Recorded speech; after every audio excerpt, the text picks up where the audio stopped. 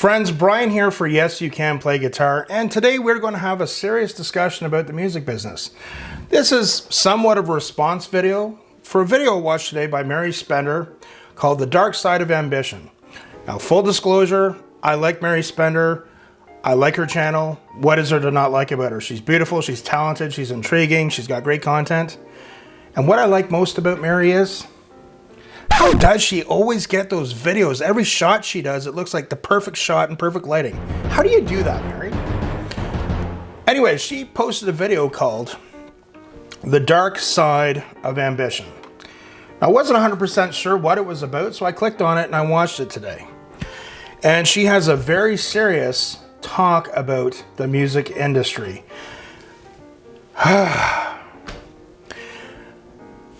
Having been someone who's sort of been there, I think part of what people like with my channel, especially when I do my reaction videos, is getting my take on things, as I don't look at things just simply from a musical performance. I look at it from an angle of someone who's been around for a while, who's experienced a lot.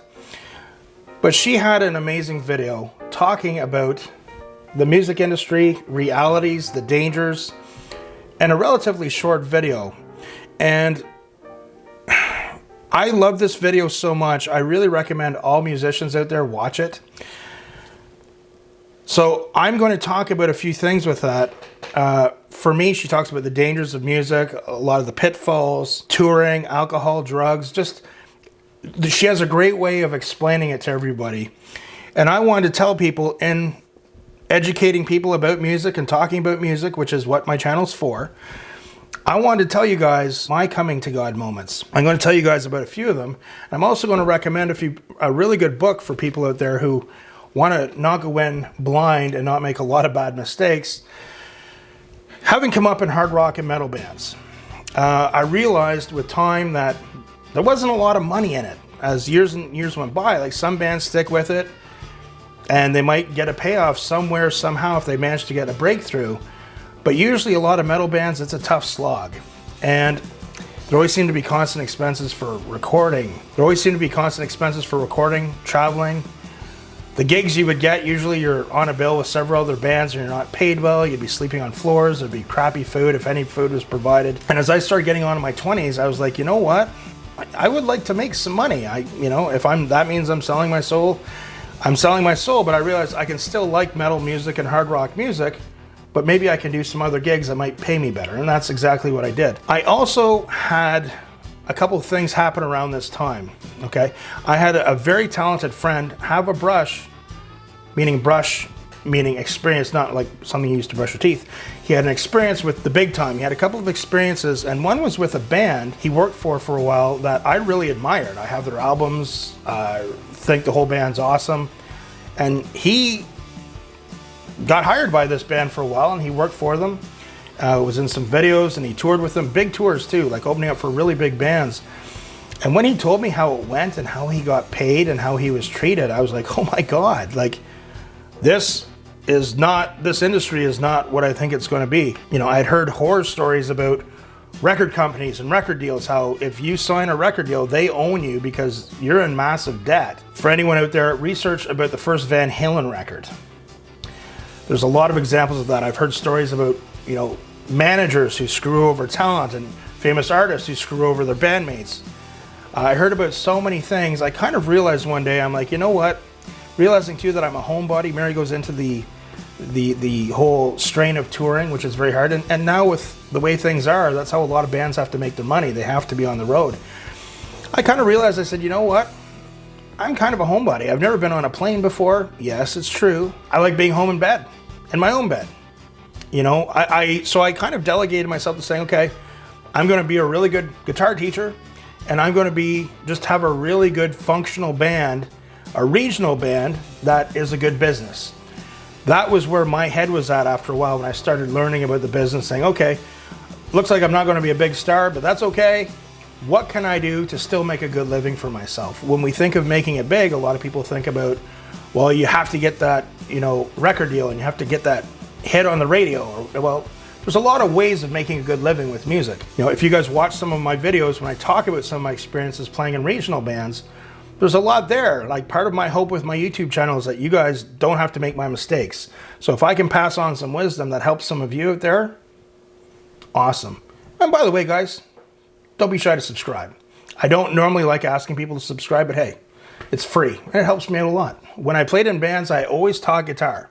I liked having a stable paycheck coming in. And a lot of the musician friends I knew that sometimes I'd play with, or just friends I knew, they'd always tease me. They'd say, what's that saying again? If you can't be a musician, be a teacher. Or they would say, those that can't do, teach. But it would be funny because they would always be the ones with the money problems, where I always had a steady paycheck. I always got a kick out of that. But I always believed in having a regular income, because I knew relying on band income is very, very tough to do. Another thing Mary gets into talking about is drugs and alcohol, and actually juvenile behavior, how that becomes kind of acceptable and it's the norm. Now, being honest, guys, I was never a drinker. I was never into recreational drugs. I never did cocaine. I was never into, I smoked marijuana once. It just wasn't my thing. And I never understood it, but I didn't really judge people who did that.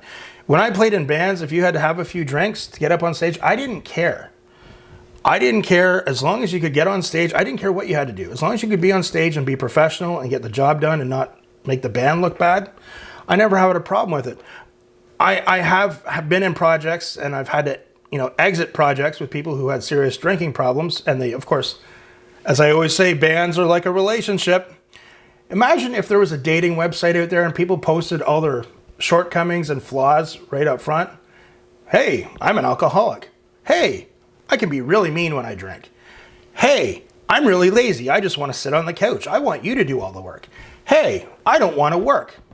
You're going to work. You're going to support me and my family. Can you imagine if people posted that stuff and were honest on a dating site? It's kind of the same thing with bands. People kind of play their best foot forward, but once things get going, you can start to see, people's true colors. But I was just never into drugs and alcohol. But as Mary gets into in her video, it is out there, and it is something, and it can derail a lot of people, as historically how many famous musicians have had problems. Juvenile behavior.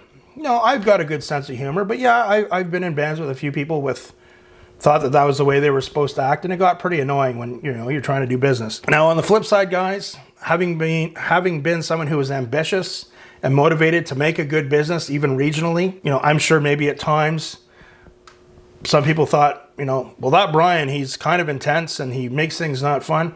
Well, I hold people to agreements. Time is money. You invest in your money, your equipment. Promoting a band, it's a lot of work. You expect people to pull their weight.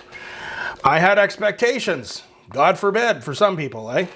I'm going to recommend a book to you guys. I'd recommend really watching Mary's video. It's an awesome, awesome video. Good job. Kudos to you, Mary Spender. And she does it in a short period of time. It's like 11 minutes long. I really recommend people watch it. It was a great video. And I'm also going to recommend a book called The Musician's Handbook, okay? Now, this is an older edition I had, but this is from an artist and a writer named Bobby Borg, okay? If you guys can see that there. I don't know if it'll zoom in, put us out of focus. Guys, the music business, even regionally, if you play regionally, there's a lot of things to watch out for. This was a great book. This was a great investment. It really opened my eyes, and also helped me realize, I don't want to try and be a famous star. There's too much BS going on and too many other people own your life. Her video about the dark side of ambition is an amazing video. I recommend you guys watch it. And if you get a chance, pick up The Musician's Handbook. I don't know what edition it would be now. Mine's an older copy, but it's a fantastic book about the music business, and it really teaches you a lot. It helps you learn how to make money, but also it really opens your eyes to a lot of the pitfalls and things to watch out for in the music industry. Do not go into music blind or naive, folks. So check out Mary's video. I'll post the link for it in the description box. And also check out The Musician's Handbook if you get a chance. And remember, practice hard, but practice smart, and we'll see you soon.